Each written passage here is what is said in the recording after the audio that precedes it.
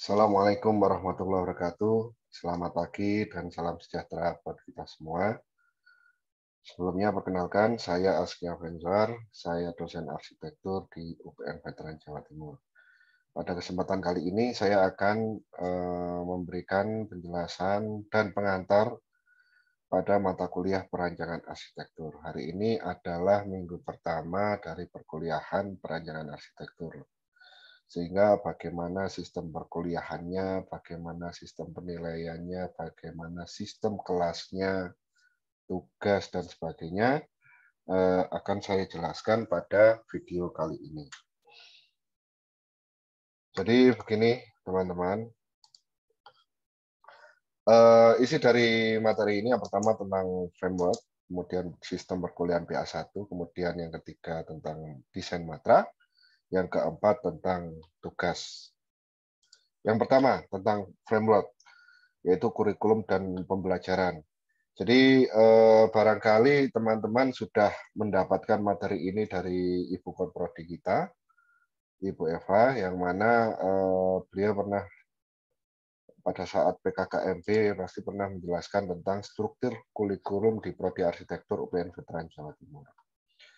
Jadi sedikit saya ulangi kembali dan saya tekankan kembali karena begitu pentingnya penjelasan ini, maka saya merasa perlu memberikan penekanan pada penjelasan ini.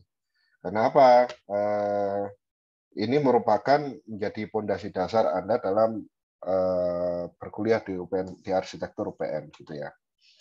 Jadi yang di garis merah ini adalah merupakan mata kuliah inti, yang mana dia secara berkesinambungan antara semester 1, semester 2, semester 3, dan seterusnya itu selalu berurutan.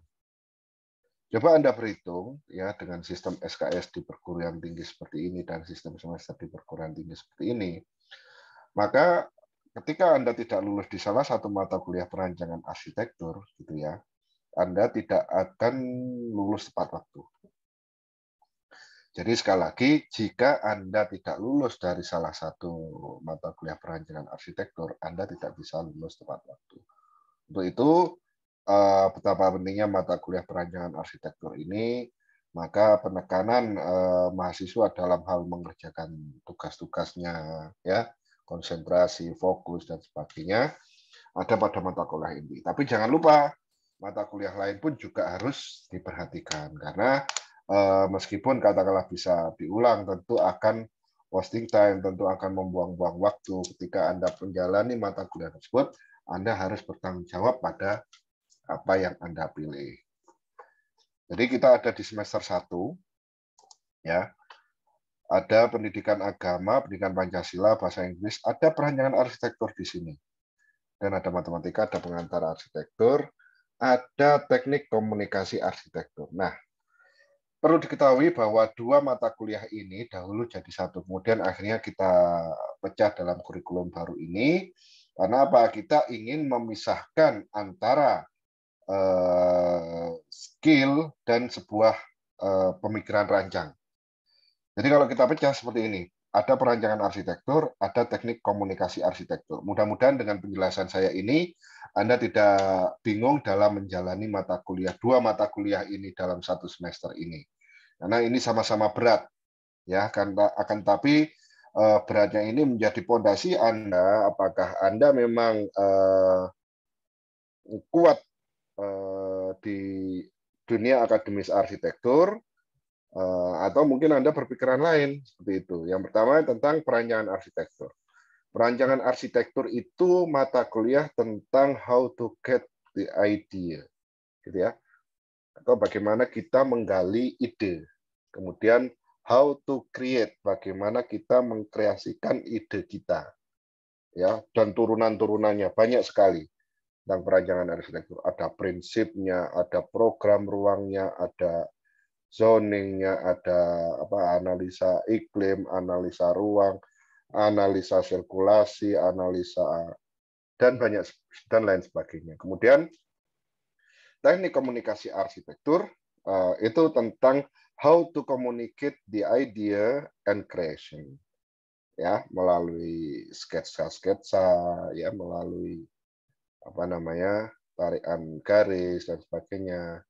Jadi kreasinya di sini relatif sedikit di Tekkom Ars ini. Hanya yang sifatnya tugas-tugas untuk melatih, meluaskan tangan kita. Itu di teknik komunikasi arsitektur. Nah, dua hal ini itu tentu harus berkesinambungan dan berkelanjutan. Akan tetapi di teknik komunikasi arsitektur tidak dilanjutkan pada di PAP di semester berikutnya. Akan tetapi harapannya fondasi dari teknik komunikasi arsitektur ini sudah Anda dapatkan di mata kuliah ini di semester awal ini. Artinya apa? Teknik komunikasi arsitektur ini diasah, ya, diasah terus-menerus di PA1, PA2, PA3 dan seterusnya. Ya, di teknik komunikasi arsitektur di semester 1 ini kita membuka wawasan, ya, bahwa grafis arsitektur itu seperti ini dan sebagainya. Baik, kembali ke perancangan arsitektur. Oke. Nah, dari dua hal tersebut, ya, perancangan dan teknik komunikasi. Dari mana datangnya sebuah karya desain? Ya, pertama dari brain, dari otak kita, dari sebuah pemikiran-pemikiran konsep kita. Nah, untuk mendapatkan pemikiran-pemikiran konsep, kita tidak bisa hanya mengandalkan apa yang kita pengalamani. Ya, perlu ada ilmu dari luar. Perlu ada wawasan dari luar. Baik dari stimulus Bapak Ibu dosen, stimulus buku, dari stimulus rekan-rekan kita, ya, juga dari stimulus preseden, bahasa kita preseden ya. Preseden itu adalah sebuah karya, sebuah hasil yang telah ada, ya, telah ada kemudian kita studi, biasanya istilahnya studi preseden, studi atas apa yang sudah pernah dilaksanakan. Kemudian kedua terkait skill, ya, mungkin kita punya konsep yang bagus, punya ide yang bagus, tapi tidak ditopang oleh skill yang bagus. Jadi niscaya kalau tidak ditopang dengan skill yang bagus, maka percuma brain ini. Kita hanya bisa membuat sebuah konsep yang indah, tapi tidak diimbangi dengan hasil karya yang memuaskan. Makanya kami tekankan di sini bahwa asah skill Anda. Ya, sebab skill perancangan, skill untuk mensketsa dan sebagainya itu dipupuk terus-menerus bagaikan ilmu bola salju yang semakin lama semakin membesar. Begitu juga dengan ilmu pengetahuannya. Baik, saya lanjutkan tentang sistem perkuliahan di perancangan arsitektur 1 ini.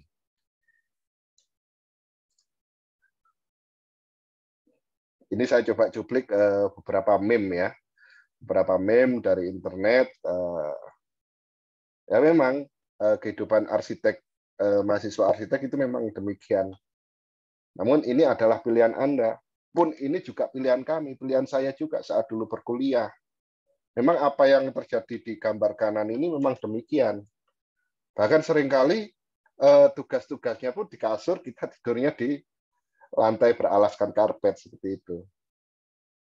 Karena tidak ada waktu lagi untuk menata itu di meja gitu ya.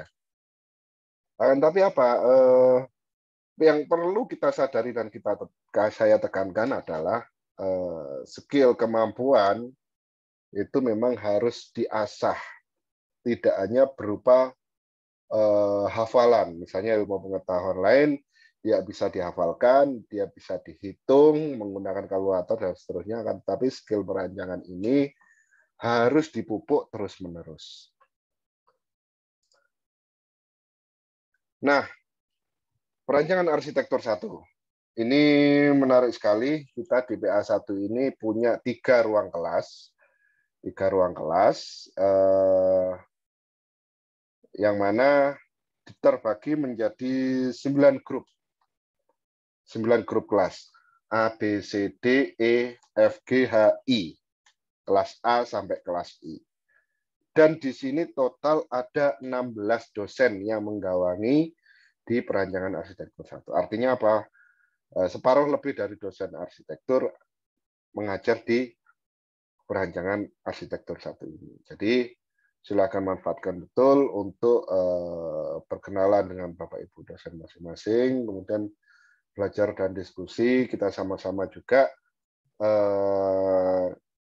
bahwa ilmu pengetahuan itu bisa datang dari mana saja. Jadi kembali ke perkuliahan kita ini, perkuliahan setiap hari Senin di kelas masing-masing. Pertama, kedua, kuliah diawali oleh materi pada minggu tersebut, seperti yang saya laksanakan ini, ya, dengan metode penyampaian materi yang bisa kondisional. Bisa melalui video ajar ini atau media-media lain yang memungkinkan. Kemudian, yang ketiga, sistem pembelajaran terdiri dari 2 kegiatan. Pertama, kelas studio, yaitu jam 10.20 sampai 15.20, dengan tugas yang langsung dikerjakan dan dikumpulkan pada hari itu juga. Oke. Kemudian, tugas terstruktur yang dikumpulkan maksimal sebelum perkuliahan minggu berikutnya. Jadi saya ulangi lagi, tugas setiap minggunya selalu ada 2. Ya, yang pertama tugas yang dikumpulkan di studio, ya, baik itu berupa tugas hingga final ataupun tugas hingga progres, tergantung bagaimana kondisi dan tugas pada minggu tersebut. Kemudian yang kedua adalah tugas terstruktur, yang mana itu dibawa pulang, diselesaikan, kemudian dikumpulkan H-1. Berarti kalau kita masuk Senin, dikumpulkannya hari Minggu. Ya. Kemudian asistensi pengumpulan tugas dan penilaian dilaksanakan oleh dosen kelas masing-masing dengan sistem yang akan disampaikan di kelas tersebut. Nah, di sini kita ada 9 grup kelas dari kelas A sampai I. Nah, bagaimana media cara pengumpulannya, persisnya kapan pengumpulannya, di mana pengumpulannya, gitu ya, hari, jam berapa, dan seterusnya, asistensinya bagaimana, itu kita serahkan kepada dosen kelas masing-masing, yang 9 kelas ini. Jadi, secara materi utuh, kemudian garis besar tugasnya, itu akan selalu sama, akan tetapi detail asistensi, pengumpulan tugas, penilaian, dan seterusnya dikembalikan kepada dosen kelas masing-masing. Mudah-mudahan bisa jelas ya.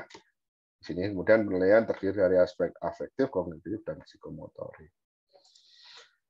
Nah, ini adalah gambaran tentang kelas arsitektur, yang mana sebenarnya kita harus bisa menciptakan suasana diskusi ya, bukan hanya internal kelas Anda sendiri, teman sebangku Anda sendiri, tetapi juga lintas kelas, juga dengan Bapak Ibu dosen, bahkan dengan kakak kelas. Ini saya cantumkan kembali tentang meme kondisi mahasiswa arsitek gitu ya. Memang di kiri bawah saya tulis tugas. Memang bahkan sampai tidur pun selalu kepikiran tugas. Bahkan di sebelah kanan ini kalau jam 4 malam ada lampu kamar yang masih nyala, berarti di situ ada mahasiswa arsitek. Ini ada sekedar meme. Ini adalah daftar dosen perancangan arsitektur.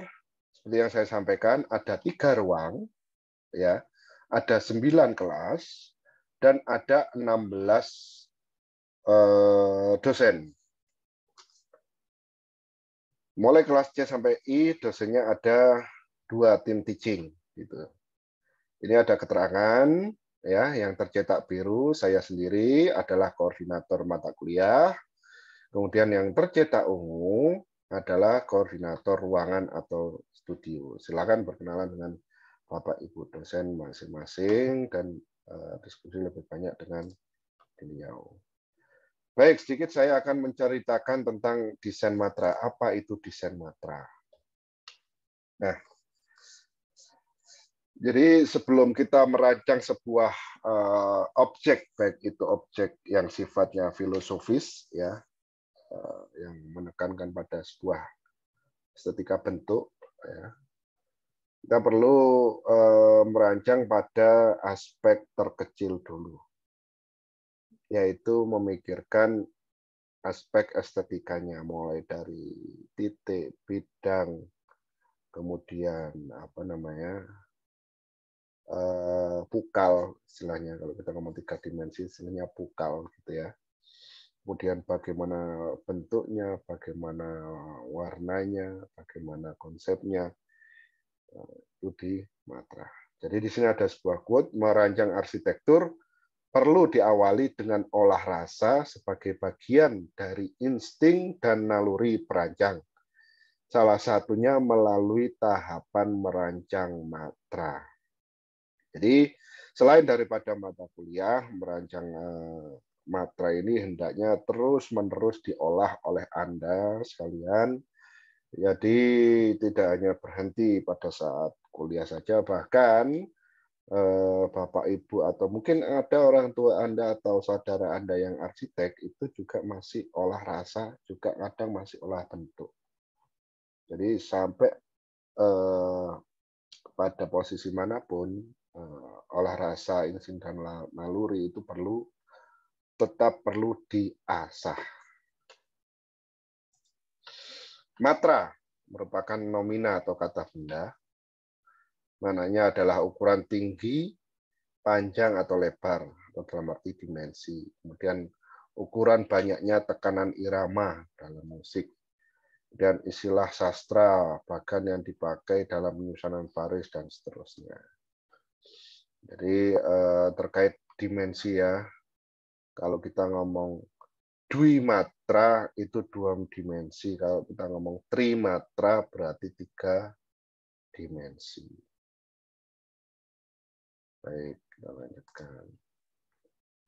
Desain matra atau tata rupa adalah pengorganisasian atau penyusunan elemen-elemen visual seperti titik, garis, warna, ruang, dan tekstur menjadi satu kesatuan yang harmonis. Nah, coba Anda lihat sebelah kanan ini. Mungkin Anda lihat ini sederhana, Pak. Ini, Pak, saya juga bisa gitu ya membuat dan sebagainya. Tapi coba misalnya Anda dihadapkan pada sebuah kertas kosong putih, coba Anda buat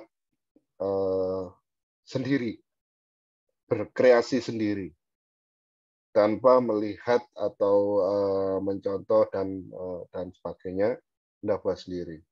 Kenapa kami tekankan di bidang arsitektur juga bahwa plagiasi atau mencontek karya orang lain itu sangat diharamkan. Ya, sehingga lebih baik kita bekerja membuat sebuah karya atas karya rancang dan pemikiran kita sendiri. Seperti itu. Jadi seperti yang saya sampaikan tadi, mulai dari elemen visual terendah, yakni apa, titik, kemudian bergerak ke garis, kemudian bergerak ke ruang atau bentuk 3 dimensi. Seperti itu. Nah, yang tadi yang saya contohkan adalah dwimatra, kemudian sebelah kanan ini contoh gambar daripada trimatra. Nah, ternyata garis-garis yang dibentuk itu akan menyusun sebuah bidang. Bidang yang disusun sedemikian rupa ternyata membentuk sebuah volume, sebuah bangunan pecel dan sebagainya. Itu nanti akan diajarkan secara detail pada setiap minggunya, sehingga harapan saya semua rekan-rekan mahasiswa ini sehat walafiat semuanya, tetap jaga kesehatan. Kalaupun lembur, tetap harus bekerja secara efektif gitu ya. Jangan sampai in the last minute gitu ya Anda baru mengerjakan gitu ya. Maka itu akan berpengaruh buruk pada kesehatan Anda. Desain matra ini dapat juga diartikan sebagai hasil angan-angan dalam bentuk dimatra atau dimata yang harus mempunyai nilai keindahan yang disebut juga ilmu tata rupa. Referensi utama. Dua buah buku Chiu Wong yang sangat melegenda gitu ya, tentang prinsip-prinsip desain 2 dimensi dan prinsip-prinsip desain 3 dimensi. Ini bisa Anda baca bersama. Dan nanti di akhir akan saya berikan tugas khusus atas 2 referensi ini. Nah, goals kita apa? Kalau kita ngomong goals, berarti ending kita apa? Tujuan akhir kita apa? Nantinya kami minta untuk membuat sebuah karya rancang seni instalasi. Ya. Ada unsur desainnya, ada unsur materialnya, ada unsur konsepnya. Ya. Seni instalasi ini nantinya akan dipamerkan, ya, skalakan 1:1 atau kondisional, nanti kita lihat kondisinya. Nanti akan dipamerkan, entah itu di sekitaran gedung FAD, ya, kita lihat cuaca dan sebagainya. Jadi kurang lebih seperti ini, ya. Jadi tata susun seperti ini mungkin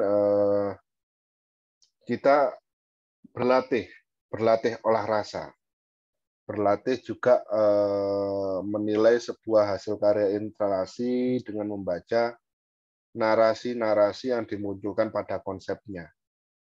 Ya, kemudian berlatih tentang material dan karakter material. Ya, coba Anda lihat di sebelah kiri ada bola-bola, kemudian ada kawat yang berputar seperti ini. Coba kalau kita misalnya kawat ini kita ganti dengan benang, tentu tidak akan membentuk sesuai dengan tujuan kita ini. Juga tentang warna-warnanya dan seterusnya dan seterusnya. Ini semua merupakan goals kita. Kita di akhir semester nanti kita akan membuat seperti ini. Detailnya seperti apa, nanti step by step akan kita bahas, akan kita jelaskan. Tugas. Nah, setiap minggu kita akan ada tugas, setiap minggu kita akan ada pengumpulan. Loh Pak, apakah berarti kita tidak boleh sakit? Ya tentu saja disarankan untuk tidak sakit. Maka dari itu jaga kesehatan Anda baik-baik, ya, buang semua aktivitas yang tidak bermanfaat, gitu ya, kurangi nongkrongnya barangkali kecuali bermanfaat, gitu ya, untuk diskusi. Yang jelas tugas di prodi arsitektur itu sebenarnya sederhana, tetapi sangat membutuhkan waktu dalam penyelesaiannya. Jadi misalnya Anda sistem kebut semalam ya, saya yakin tidak akan selesai. Karena apa? Basic dasar daripada tugas di prodi di arsitektur itu, di prodi arsitektur manapun itu membutuhkan waktu. Gitu. Baik, tools yang harus disiapkan. Yang pertama sebelah kiri atas ya, toolsnya berupa alat dan media gambar, ya, alat gambar dan media gambar. Ada pensil ya, mulai dari kelas H sampai berapa B, 6B atau 4B, ini terserah. Nanti Anda bisa koordinasi di kelas, diskusi, ayo beli bareng-bareng dan seterusnya. Kemudian cat air sebelah kiri kita ini. Kemudian pensil warna. Kemudian cat poster. Pak, cat poster itu apa? Apakah cat untuk membuat poster? Nanti akan Anda tahu sendiri. Jadi zaman sekarang Anda bisa mencari cat poster yang baik itu apa, cat poster itu apa, bedanya dengan cat air apa, Anda bisa browsing sendiri. Kemudian yang kanan atas ini adalah drawing pen berbagai ukuran. Terserah, Anda tidak dituntut untuk membeli semuanya ya. Anda bisa katakanlah beli 1 atau 2 atau 3 gitu ya dengan jarak tertentu sehingga Anda bisa merasakan level per levelnya dan kebutuhannya level ketebalan ini untuk apa. Jadi silakan Anda beli dahulu karena tools ini bermanfaat di semester 1 ini. Jadi cat air, pensil warna, pensil, drawing pen, sama cat poster. Ya, jadi merek-merek tertentu yang disarankan nanti akan kita diskusikan di kelas masing-masing. Kemudian sketchbook atau kertas gambar ukuran A3. Jadi sebisa mungkin Anda punya stok ya kertas gambar. Kertas gambar itu bukan berarti buku gambar yang beli kemudian stempel apa namanya staplesnya dilepas gitu ya. Itu akan jelek sekali, yang salah satu ujungnya itu kan hasil sobekan, itu akan jelek sekali. Lebih baik Anda coba mencari di Surabaya ini banyak sekali jasa-jasa pemotongan untuk kertas gambar, atau Anda membeli sketchbook seperti yang ada di gambar ini. Ini biasanya semua tepinya itu rapi semua. Jadi harapan saya gambar kertas A3-nya tepi-tepinya harus clean ya dari sobekan-sobekan. Baik, tugas pertama, entry skill, sketsa dan narasi. Jadi minggu pertama ini, Senin 29 Agustus 2022, nama tugas sketsa kampusku harapanku. Pengumpulan Senin nanti jam 3 sore, media bisa pensil, drawing pen, dan kertas gambar A3. Ada kopnya juga. Jadi kemampuan sketsa adalah salah satu skill penting dalam mengalami kehidupan akademik di bidang arsitektur. Jadi kemampuan ini bisa jadi adalah suatu bakat. Kadang ini sketsa itu adalah suatu bakat yang dimiliki oleh mahasiswa, namun bisa juga dilatih dengan konsistensi yang terukur. Pada tugas ini mahasiswa diminta untuk membuat sekali lagi dua sketsa lingkungan kampus dengan tema kampusku harapanku. Jadi saya meyakini bahwa usaha Anda untuk bisa masuk dan belajar di UPN Veteran Jawa Timur membutuhkan effort yang luar biasa, maka tuangkan itu dalam sebuah sketsa. Jadi Anda sketsa lingkungan, Anda silakan duduk di mana, ya, kemudian melihat sebuah objek, kemudian kampus, objek bangunan atau lingkungan atau apapun, kemudian Anda sketsakan. Jadi sketsa tidak hanya menayangkan apa yang dilihat saja, namun boleh menuangkan ide-ide kreatif yang dituangkan pada lingkungan yang disketsakan. Misalnya Anda duduk dan menghadap parkir, kok kosong ya, Anda boleh menambahkan sesuatu di situ. Terserah ide-ide kreatif. Kemudian buatlah narasi singkat minimal 150 kata di bagian bawah atau kanan sketsa yang menggambarkan tentang sketsa yang Anda buat, baik tentang suasana sekitar, perasaan maupun cita-cita dan harapan Anda saat berkuliah di UPN VJT. Peralatan yang digunakan adalah pensil dengan karakter lunak, menghapus, menggaris, drawing pen untuk membuat kop, dan kertas gambar ukuran A3. Ini adalah standar kopnya. Harapan saya standar kop ini selalu kita bawa ke seluruh tugas yang berstandar ukuran kertas A3 seperti ini. Jadi ukuran kertas A3, garis tepi 1 cm dari tepinya, kemudian ada 6 cm dari garis setelah garis tepi ini, kemudian untuk jarak masing-masing ini itu terserah Anda. Kemudian ada logo UPN Veteran Jawa Timur. Oke, itu tadi tugas 1A. Tugas 1B, membaca dan mengintisarikan buku Wujius Wong. Dikumpulkan di hari Minggu pukul 18.00. Sebenarnya untuk jam, hari, dan pengumpulannya di mana, itu akan silahkan didiskusikan di kelas masing-masing. Jadi, tiap kelas dibagi menjadi 3 kelompok, dan tiap kelompok membaca buku Wujius Wong tentang prinsip desain 2 dimensi, Principle of Two-Dimensional Design, yang terdiri dari 12 chapter yang masing-masing kelompok membahas 4 chapter. Tugas berupa makalah dalam Word, kemudian dipresentasikan dalam format PPT pada minggu kedua pada 5 September di kelas masing-masing. Ingat, waktu seminggu ini kalau tidak Anda gunakan dengan baik, terasa akan cepat dan tiba-tiba, loh, kok udah Senin lagi ya? Itu maka dari itu kesempatan ini laksanakan dengan sebaik-baiknya. Baik, pengantar saya cukupkan demikian. Mudah-mudahan bermanfaat. Nanti kita lanjutkan di kelas masing-masing. Terima kasih. Assalamualaikum warahmatullahi wabarakatuh.